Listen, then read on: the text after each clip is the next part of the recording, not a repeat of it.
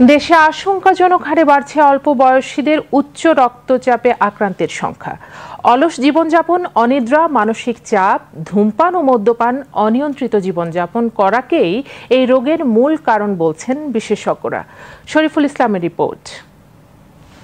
একসময় বলা হতো উচ্চ রক্তচাপ শুধু বয়স্কদেরই হয়ে থাকে, কিন্তু সময়ের পালাবদলে খাদ্যাভ্যাস, কায়িক পরিশ্রমের অভাব, অনিয়ন্ত্রিত জীবনযাপন ও বায়ু দূষণ সহ নানা কারণে তরুণদের মধ্যে বাড়ছে উচ্চ রক্তচাপের ঝুঁকি। দেশে মোট মৃত্যুর ৭১% জন্য দায়ী উচ্চ রক্তচাপ সহ বিভিন্ন অসংক্রামক রোগ।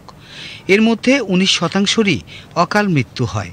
আশঙ্কার বিষয় হলো দেশের ৫০% মানুষ জানেই না তার উচ্চ রক্তচাপ রয়েছে। তরুণ প্রজন্মকে এই স্বাস্থ্য ঝুঁকি থেকে বাঁচাতে সচেতনতাকেই অধিক গুরুত্ব দিচ্ছেন বিশেষজ্ঞরা।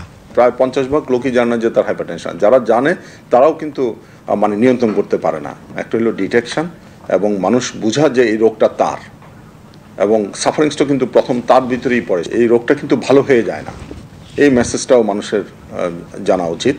এবং এটা তার সারা জীবনের জন্য, কেউ যাতে আক্রান্ত হলে তাকে সারা জীবন এটা বয়ে বেড়াইতে হবে। বর্তমানে তরুণদের মধ্যে উচ্চ রক্তচাপের ঝুঁকি আশঙ্কাজনক হারে বাড়ছে।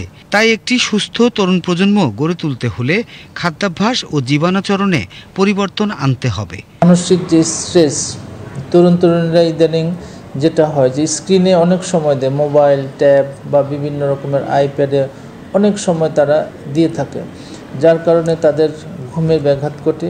তারা অনেক রাত করে ঘুমায়, সকালে ঠিকমতো উঠতে পারে না, এবং স্কুল কলেজে যখন যায় পড়াশোনার একটা স্ট্রেস থাকে, সাথে সাথে অন্যান্য মানসিক যে স্ট্রেসগুলো, এই স্ট্রেসের কারণেও তার উচ্চ রক্তচাপের প্রাদুর্ভাব দেখা দেয়।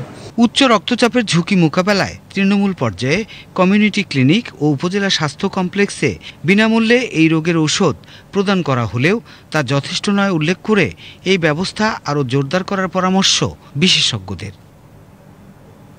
Shariful Islam, BTV news, Dhaka.